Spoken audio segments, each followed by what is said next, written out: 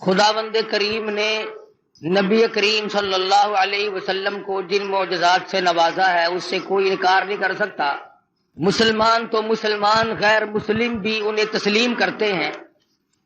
حضور اکرم صلی اللہ علیہ وسلم معراج شریف کی رات میں، ملاقات والی رات میں ان مقامات سے گزر رہے ہیں جو اللہ پاک نے معراج والی رات میں امت کے اعمال کے نتیجے کے طور پر دکھلائے۔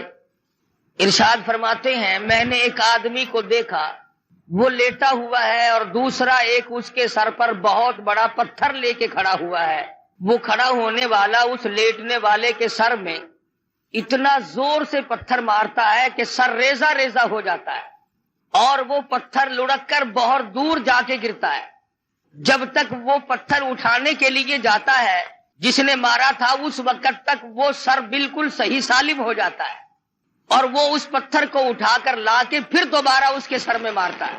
عرض کیا صحابہ کرام نے یا رسول اللہ صلی اللہ علیہ وسلم وہ کون آدمی ہوگا؟ ارشاد فرمایا وہ آدمی جس کو اللہ نے قرآن کا علم دیا، قرآن کریم کی دولت دی، لیکن وہ بدعملی کرتا تھا، رات کو دن کو تغافل کرتا تھا، لوگ مصلی پہ اللہ اللہ کیا کرتے تھے اور وہ سویا کرتا تھا۔ ارشاد فرمایا ہم آگے چلے تو ہم نے دیکھا چند آدمی ہیں، ان کے پیٹ گنبد کی طرح بڑے بڑے ہیں اور ان میں بچھو اور سانپ صاف شفاف پھرتے ہوئے نظر آتے ہیں پیٹ میں۔ حضور صلی اللہ علیہ وسلم نے فرمایا کہ ہم نے پوچھا جبریل یہ کون لوگ ہیں؟ جواب ملا یہ امت کے سود کھانے والے لوگ ہیں، بیاج کھانے والے آدمی ہیں۔ آج احتیاط نہیں، پرہیزگاری نہیں۔ حدیث شریف میں آتا ہے جس کا مفہوم یوں ہے کہ جس نے 4 آنے سود کے کھائے، بیاج کے کھائے، گویا اس نے اپنی سگی ماں سے 35 مرتبہ زنا کیا ہے۔ آج لوگ اس کو منافع کہتے ہیں۔ منافع کہنے سے حرام چیز حلال نہیں بن جاتی۔ اگر ایک کتے کو 50 آدمی مل کر کئی دفعہ کہیں یہ بکری ہے یہ بکری ہے، وہ بکری تو نہیں بن سکتی۔ ارشاد فرمایا مدنی کریم صلی اللہ تعالی علیہ وسلم نے ہم نے ایک آدمی کو دیکھا جس آدمی کو جنت کے دروازے کی طرف سے اس کا نام لے کر آواز آئی، وہ دوڑ کے اس کی طرف گیا، اس کے جانے سے پہلے وہ دروازہ بند ہو گیا۔ پھر دوسرے دروازے سے آواز آئی، اس کی طرف دوڑ کر گیا، پھر وہاں سے بھی بند ہو گیا۔ پھر تیسرے دروازے کی طرف سے آواز آئی، یہی جنت کے ہر دروازے سے آواز آتی ہے، وہ دوڑ کے جاتا ہے تو دروازہ فوراً بند ہو جاتا ہے۔ پوچھا گیا یہ کون آدمی؟ ارشاد فرمایا مدنی کریم صلی اللہ تعالی علیہ وسلم نے یہ وہ آدمی ہوگا جو دین کے معاملے میں لوگوں سے دھوکہ کیا کرتا تھا۔ حدیث میں فرمایا نبی کریم صلی اللہ تعالی علیہ وسلم نے ہم نے معراج والی رات میں ایک مقام پہ دیکھا، آسمانوں پہ دیکھا، سفید ریش بزرگ آدمی ہیں، چھوٹے چھوٹے ننھے منھے بچے ہیں، اور وہ سفید ریش بزرگ آدمی قرآن کریم پڑھا رہے ہیں، چھوٹے چھوٹے بچے قرآن مجید پڑھ رہے ہیں۔ صحابہ کرام نے پوچھا یا رسول اللہ صلی اللہ علیہ وسلم وہ کون لوگ ہوں گے؟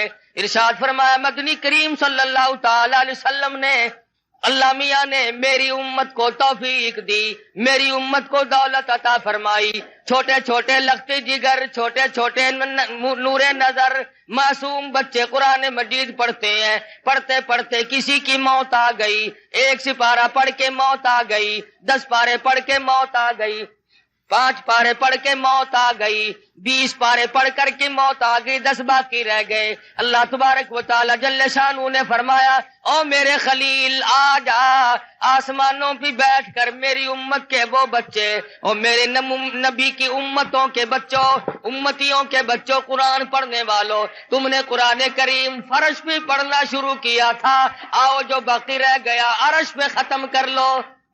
ان کے اس قرآن مجید کی تکمیل وہاں پر کرائی جا رہی ہے۔ معراج شریف میں مدنی کریم صلی اللہ تعالی علیہ وسلم کو بچوں کو پڑھتا ہوا دکھایا گیا۔ سرکار مدینہ صلی اللہ تعالی علیہ وسلم براق پہ سوار ہے، بیت المقدس میں تشریف لے آئے۔ خداوند کریم نے انبیاء متعدہ بلایا ہوا ہے، سارے انبیاء کرام کو دعوت دی ہوئی ہے، آؤ آج میرے محبوب تشریف لائیں گے، تم سب آ جاؤ۔ آدم صفی اللہ موجود ہے، نوح نجی اللہ موجود ہے، موسیٰ کلیم اللہ موجود ہے، ابراہیم خلیل اللہ موجود ہے، اسماعیل ذبیح اللہ موجود ہے، یعقوب علیہ السلام تشریف لائے ہوئے ہیں، یوسف علیہ السلام تشریف لائے ہوئے ہیں، اسحاق علیہ السلام تشریف لائے ہوئے ہیں، زکریا یحییٰ علیہ السلام تشریف لائے ہوئے ہیں، عیسیٰ علیہ السلام تشریف لائے ہوئے ہیں۔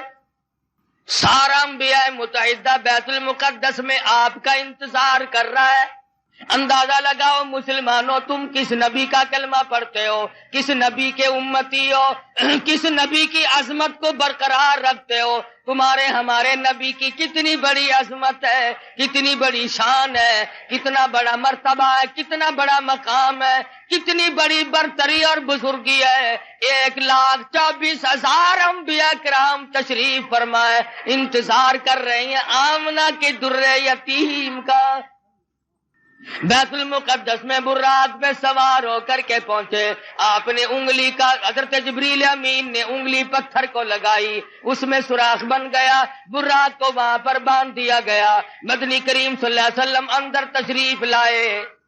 سب سے پہلے آدم علیہ السلام آگے بڑھے، خطبہ استقبالیہ پڑھا، مبارکباد دی، مرحبا یا ابن صالح، او میرے بیٹے، میں فخر کرتا ہوں میری آل میں سے، میری نسل میں سے، انسانوں میں سے، آدمیوں میں سے اللہ تبارک و تعالیٰ نے آپ جیسے حبیب لبیب کو پیدا فرمایا۔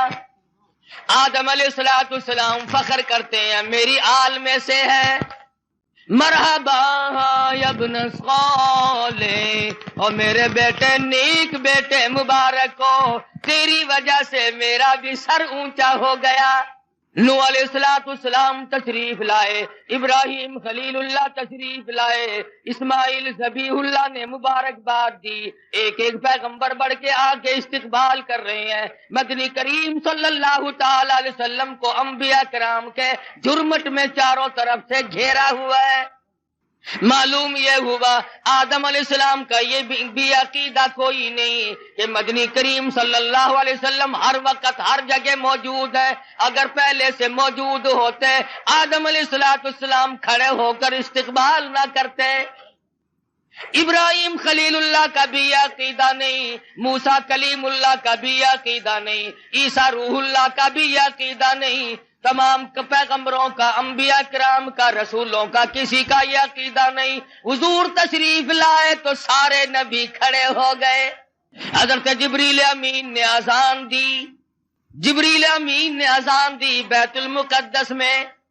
آدم علیہ السلام فرماتے ہیں کہ میں سوچ رہا تھا میں ابو البشر ہوں، میں انسانیت کا ابا ہوں، سارے جہان کے لوگوں کا میں باپ ہوں، آج نماز پڑھانے کا منصب مجھے ملے گا، آج امامت کا سہرا میرے سر بندھے گا، میں سارے جہان کے انسانوں کا ابا ہوں، میں سب سے بڑا ہوں، سب سے پہلے پیدا ہوا ہوں، اس لیے امامت مجھے ملے گی۔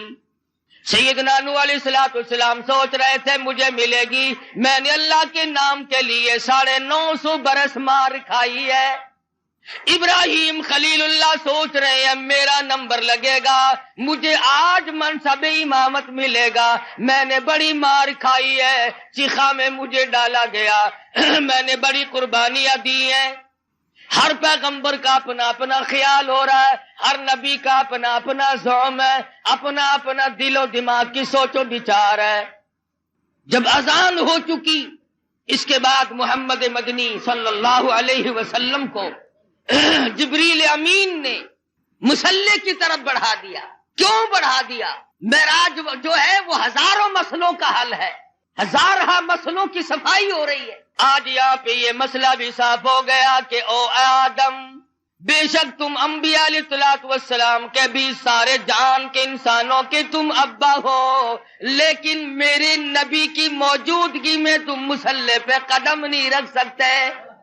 نوح نجی اللہ مانتا ہوں تم نے میرے نام پہ بڑی مار کھائی ہے، پر آج مسئلے بھی تو صاف کرنے ہیں۔ کالی کملی والے صلی اللہ علیہ وسلم کی موجودگی میں اے نوح علیہ السلام تمہیں مصلی پہ قدم رکھنے کی اجازت نہیں۔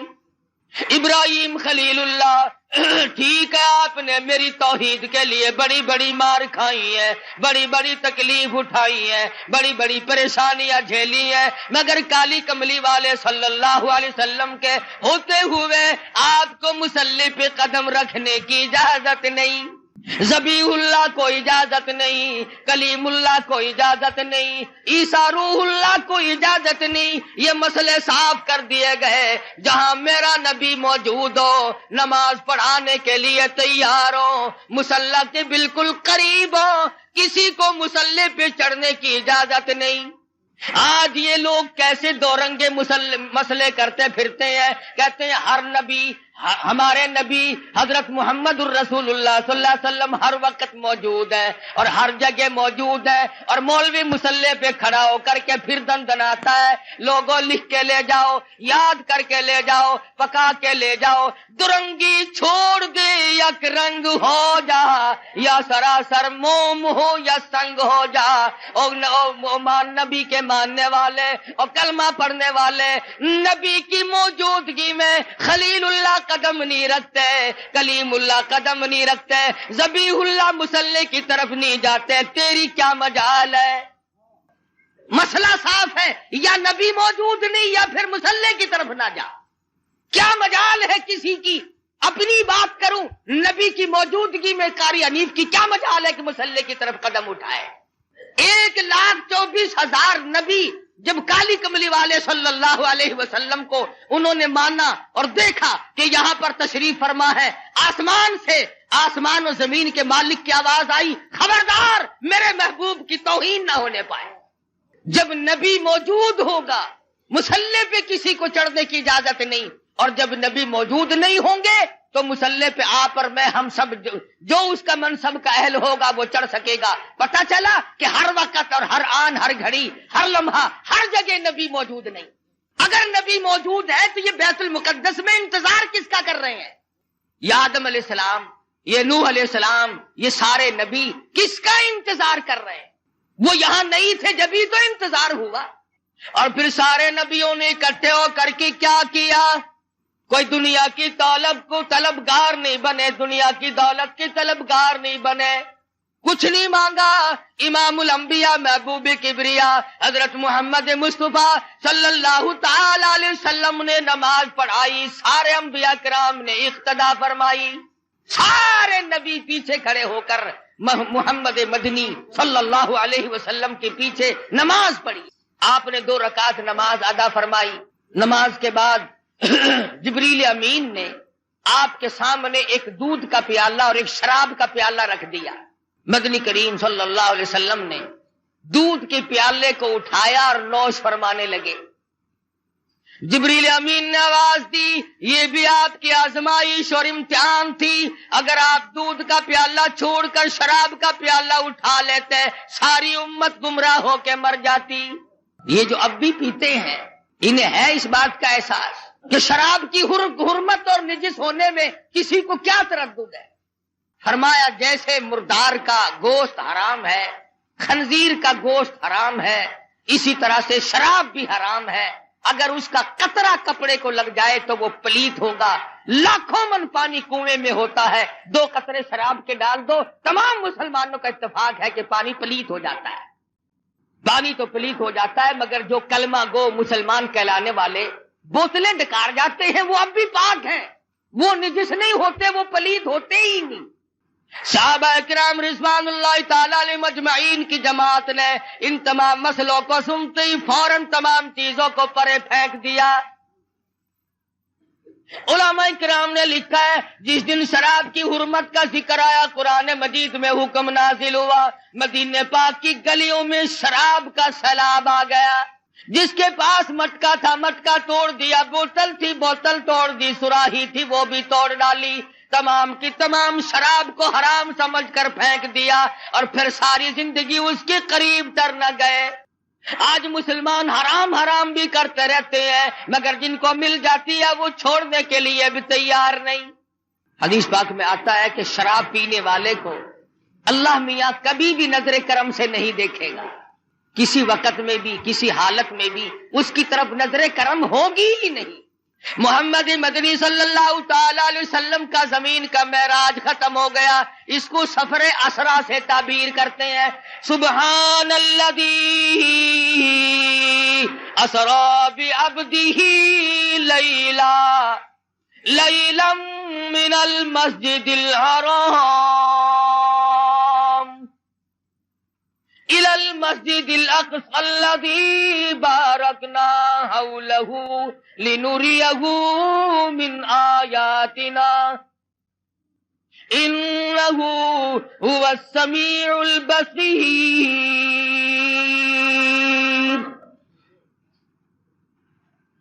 پاک ہے وہ ذات جس نے یہ سارا سفر کرایا، جو زمین میں بیت المقدس سے بیت الحرام سے لے کر کے بیت المقدس تک لے گیا، اور راستے میں بڑے بڑے عجائب دکھائے، بڑے بڑے منظر دکھائے۔ یہاں تک علماء کرام نے لکھا ہے کہ جنت و دوزخ کی بھی سیر کرائی۔ مدنی کریم صلی اللہ تعالی علیہ وسلم نے ارشاد فرمایا، جب میں نے جہنم کو دیکھا تو اس میں اکثریت عورتوں کی پائی۔ فرمایا جب میں نے جہنم کو دیکھا اس میں عورتیں زیادہ تھی، کئی حصے زیادہ مردوں سے عورتیں تھیں۔ صحابہ کرام نے عرض کیا یا رسول اللہ صلی اللہ علیہ وسلم اس کی وجہ کیا ہے؟ ارشاد فرمایا عورت کی ذات میں ناشکری بڑی ہے، 20 30 40 50 برس تک خامن اس کو کپڑا لا کے دیتا رہے، اچھے سے اچھا کھلاتا رہے، ایک دن اگر تنگی کا آ جائے تو فوراً کہتی ہے تیرے گھر میں ہم نے کبھی کچھ بھی نہیں دیکھا۔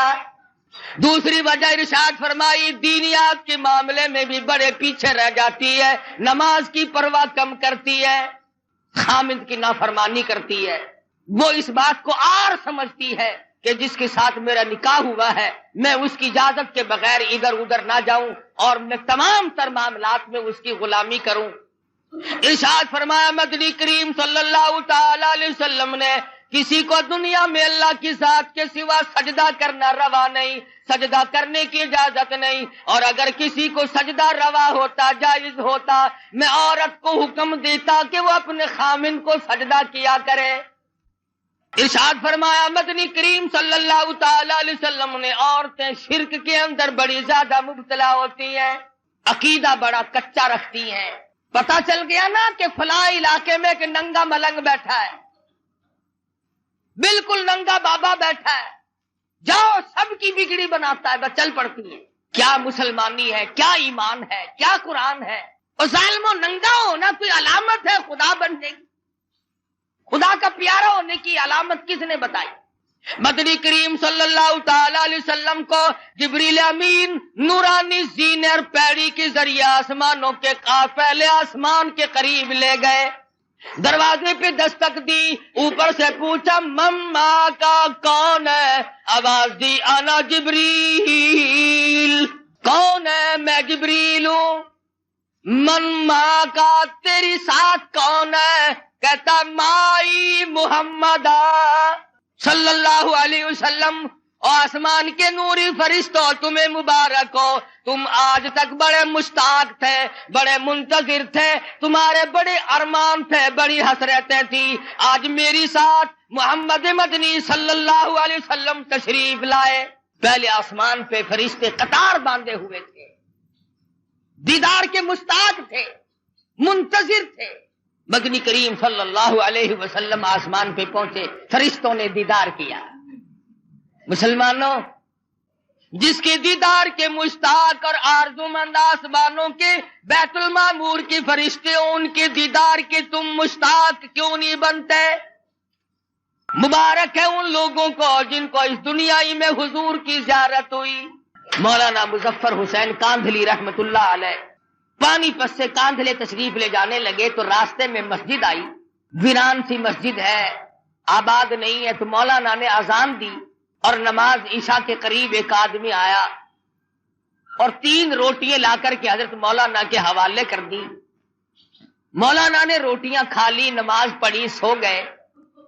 فرماتے ہیں مجھے ایک ہی رات میں 3 مرتبہ مدنی کریم صلی اللہ علیہ وسلم کی زیارت ہوئی، 3 مرتبہ دیدار نصیب ہوا سرکار دو جہاں حضرت محمد الرسول اللہ صلی اللہ علیہ وسلم۔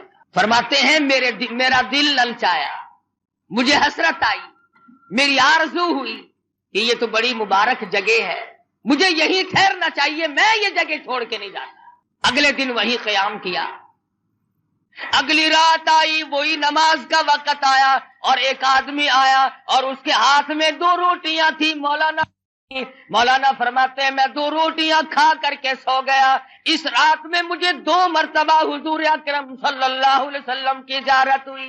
میں بڑا حیران ہوا کہ کل تو 3 دفعہ ہوئی تھی، آج 2 دفعہ ہوئی ہے۔ تیسری رات جب آئی تو وہی آدمی آیا، ٹھہرا ہوں، پہلی رات کو 3 مرتبہ ہوا، دوسری مرتبہ 2 رات ہوا، آخری رات 1 دفعہ ہوا، اور میں یہ سمجھ گیا ہوں کہ یہ بات اس جگہ کی نہیں۔ تو کون اللہ والا ہے جس کی جتنی روٹیاں کھائیں اتنی مرتبہ حضور کی زیارت ہوئی؟ تیرے گھر کی 3 روٹیاں پہلی رات تو کھائی تو 3 مرتبہ دیدار ہوا، دوسری رات 2 کھائی تو 2 مرتبہ دیدار ہوا، تیسری رات 1 کھائی تو 1 مرتبہ دیدار ہوا۔ تو ایسا کیا عمل کرتا ہے؟ محمد مدنی صلی اللہ علیہ وسلم نے ایسے لوگوں کے دلوں میں محبت پکڑی ہے، امت کے وہ لوگ جو سب کچھ قربان کر دیں۔ وہ آدمی کہنے لگا مولانا مزدور آدمی ہوں، پہلے دن میری مزدوری اتنی بنی تھی کہ 3 روٹیوں کا آٹا تھا اور ہمارے گھر میں فاقہ تھا۔ میں 1 روٹی لے کے چلا، بیوی نے پوچھا کہاں چلے ہو؟ میں نے بتایا مسجد میں ایک مسافر ہے۔ وہ کہنے لگی میری بھی لے جاؤ، میں بھی فاقی پہ فاقہ کر لوں گی۔ چھوٹے بچے نے پوچھا ابا روٹی کہاں لے چلے؟ کہا بیٹا مسجد میں مسافر ہے۔ تو کہا ابا میری بھی لے جاؤ۔ فرمایا میں اپنی بھی، بیوی کی بھی، بچے کی بھی، تینوں کی لے آیا تھا، اور دوسرے دن بچے کی حالت خراب ہو گئی۔ میں نے اور میری بیوی نے تیسرے دن بھی فاقے پہ فاقہ کر لیا، اور آج چوتھا دن جب ہو گیا تو بیوی کی بھی حالت خراب ہو گئی، اس کے نام کی بھی اس کو دے آیا ہوں۔ کل کو 5واں دن ہو جائے گا، مجھے اپنا اعتبار نہیں، اس لیے عرض کرتا ہوں کل کو آپ یہاں پر تشریف نہ رکھیں۔ اس دنیا میں، اس زندگی میں جہاں جیتے جاگتے بے شمار لوگ ایسے ہیں جن کو محمد مدنی صلی اللہ علیہ وسلم کی زیارت ہوئی، مگر شرط یہ ہے کہ آدمی سنت کا تابع دار ہو، پیروکار ہو، محمد مدنی صلی اللہ علیہ وسلم کی غلامی وہ اس قدر کرتا ہو، اس کی زندگی سنت کے راہ پر ہر وقت مر مٹنے کے لیے تیار ہے۔ ہمیں تو سنتوں سے آر ہے، ہمیں سنتوں سے نفرت ہے، بدعت سے پیار ہے، اور ہم ایسے لوگوں کو بڑا تلاش کرتے ہیں۔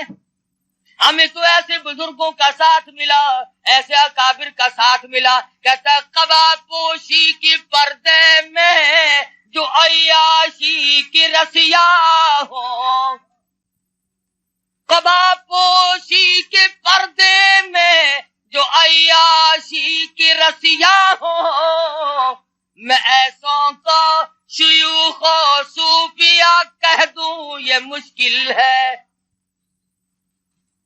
کتامی جب کھا جائے درخواست کی بستے ہو آنکھوں میں،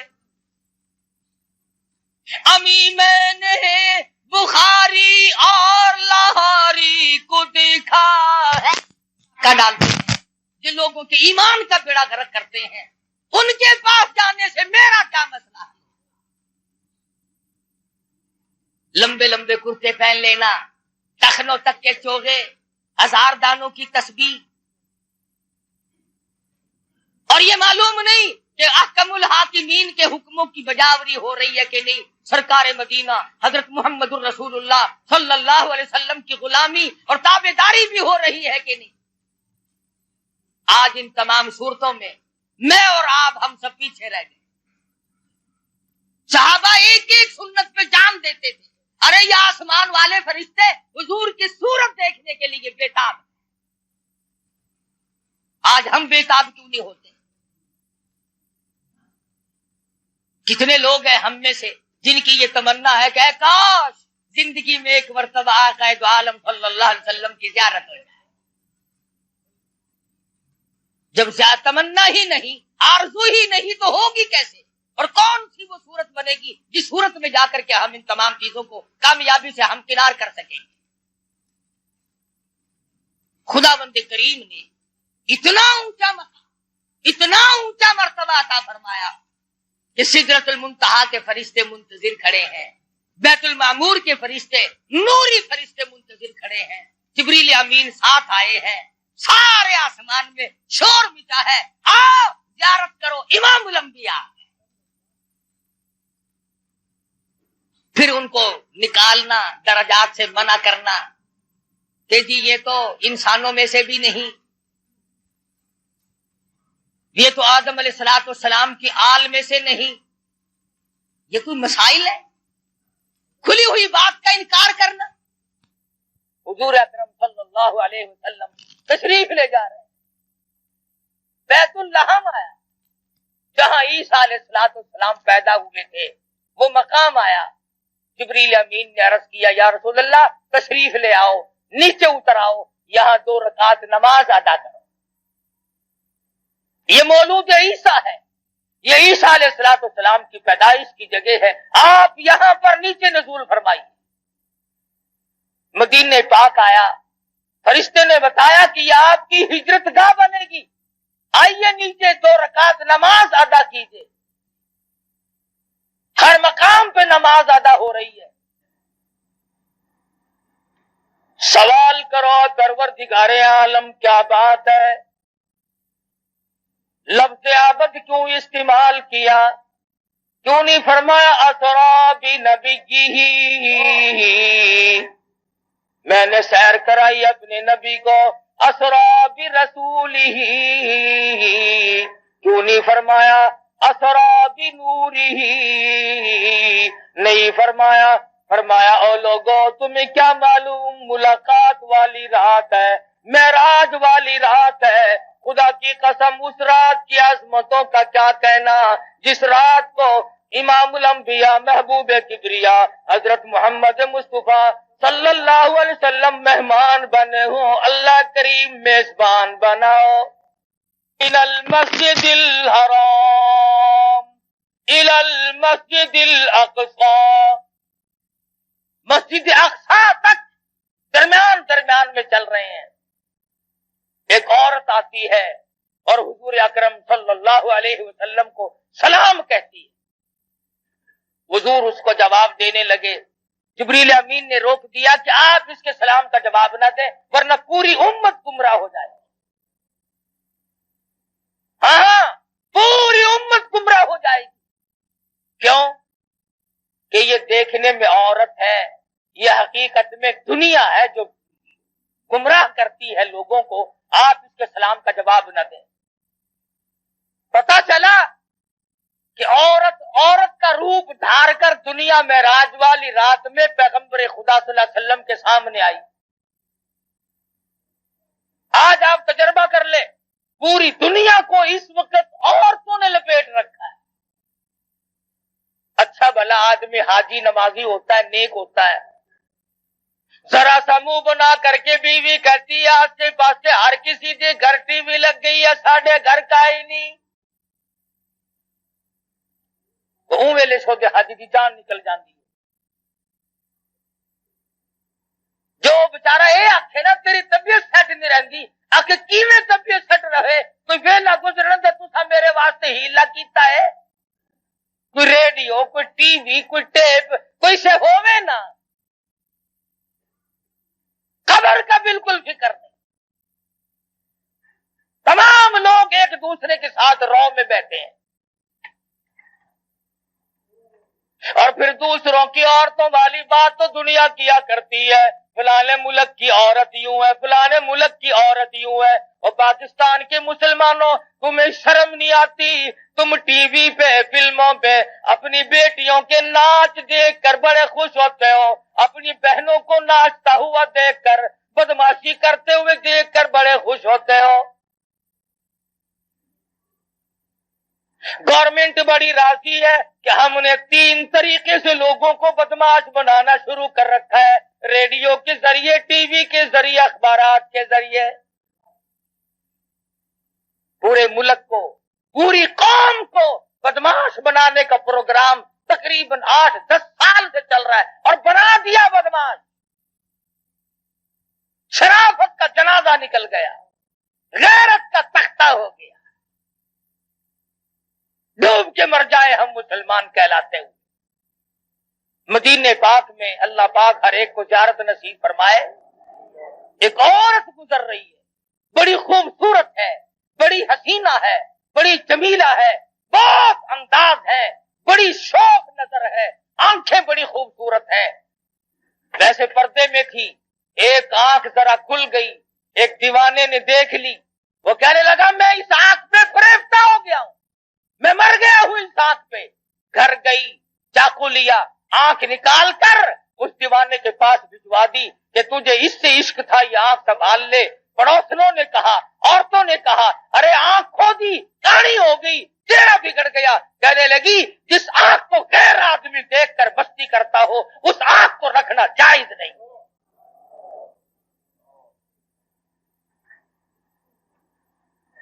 کہاں گئی وہ غیرت مسلمانوں؟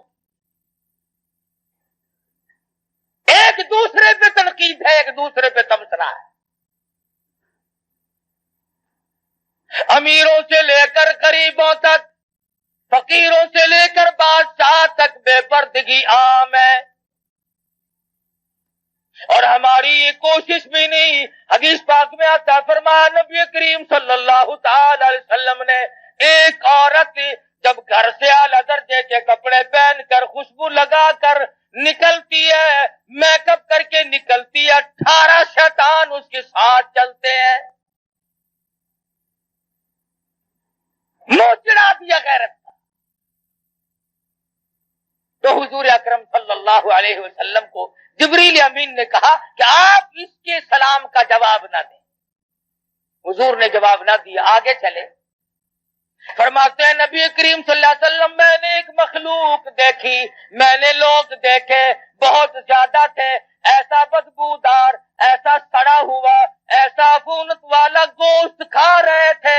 حضور فرماتے ہیں اگر ایک رتی کے برابر دنیا میں ظاہر کر دیا جائے، پوری دنیا بدبو کی وجہ سے تباہ و برباد ہو جائے۔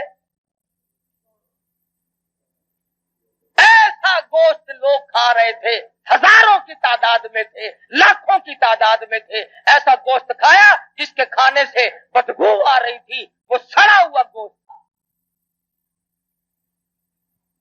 صحابہ کرام نے عرض کی یا رسول اللہ وہ کیا چیز تھی؟ ارشاد فرمایا امت کے جن لوگوں پہ زکوٰۃ فرض اور واجب ہے، زکوٰۃ کو روک کر جو اس مال کو کھاتے ہیں ان لوگوں کو وہ گوشت کھانا پڑے گا۔ حضرت شاہ عبد العزیز دہلوی سب قید رحمت اللہ علیہ، ان کے زمانے میں ایک آدمی تھا، امیر آدمی تھا لیکن بخیل تھا، اپنی اولاد کو بھی خرچ کرنے کے لیے پیسے نہیں دیا کرتا تھا۔ جس وقت اس کی موت آئی تو لڑکے نے غصے میں آ کر اشرفیوں کی تھیلیاں اپنے باپ کے ساتھ قبر میں رکھ دی کہ ہمیں دنیا میں برتنے کو نہیں دی، اب ہم استعمال نہیں کرتے، دفع کر اپنے ساتھ ہی لے جا۔ قبر میں رکھ دی، دفن کر دیا۔ کچھ دنوں کے بعد لڑکے کی حالت غیر ہو گئی، غریب اور قلاش ہو گیا۔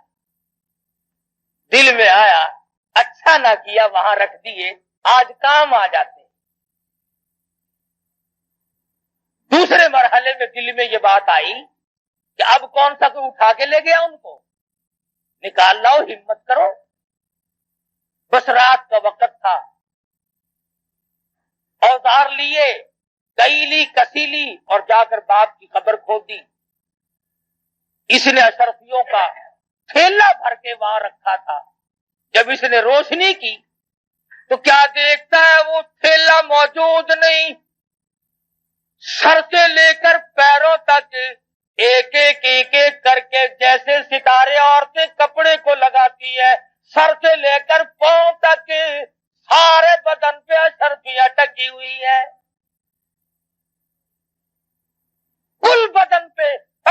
کے تمام بدن پہ ایک ایک کر کے ستارے لگے ہوئے ہیں. اشرفیہ یوں ٹکی ہوئی. یہ لڑکا کہتا ہے کہ ایک اشرفی اتارنے کے لیے میں نے یہ 2 انگلیاں لگائی تھی. بس انگلیوں میں وہ ساڑ مچا، وہ سوزش ہوئی، وہ جلن ہوئی. قبر مشکل سے پوری کری، سب کچھ وہیں چھوڑ دیا. دہی میں رکھتا، دوا میں رکھتا، منہ میں انگلیوں کا رکھتا، چین نہیں آئی. کسی کو کیسے بتائے کہ میرے باپ کا کیا حال ہے. بڑے علاج معالجے کیے، بتاتا کسی کو نہیں. جب چاروں طرف کے علاج معالجے سے تھک گیا، شاہ عبدالعزیز دہلوی رحمت اللہ علیہ کی خدمت میں آیا اور کہنے لگا شاہ صاحب ذرا دم فرما دو. نہ معلوم کوئی پھوڑا نکلتا ہے، نہ معلوم کیا چیز ہے. میری 2 انگلیوں میں 3-4 دن ہو گئے چین نہیں پڑتی. شاہ صاحب نے دم فرمایا، کچھ پڑھ کے پھونکا اور پوچھا درد ہے؟ اس نے کہا جی ویسے ہی ہے جیسے پہلے تھا. شاہ صاحب نے پھر کچھ پڑھا اور دم فرمایا اور پوچھا کچھ فرق پڑا؟ اس نے کہا نہیں جی ویسا ہی درد ہے جیسے پہلے تھا. پھر تیسری مرتبہ شاہ صاحب نے کچھ پڑھا اور دم فرمایا اور پوچھا کہ کچھ کم ہے؟ اس نے کہا نہیں جی جو کا تو ہے اس میں کوئی فرق نہیں آیا. اللہ اکبر. شاہ عبدالعزیز دہلوی رحمت اللہ علیہ فرمانے لگے پھر یہ سوزش، یہ جلن پھوڑے کی نہیں، پھنسی کی نہیں، یہ جلن کسی آگ میں جلے ہوئے کی نہیں، یہ کسی تکلیف کی نہیں. ایسا معلوم ہوتا تیری انگلیاں جہنم کی آگ میں جلی ہوئی ہے.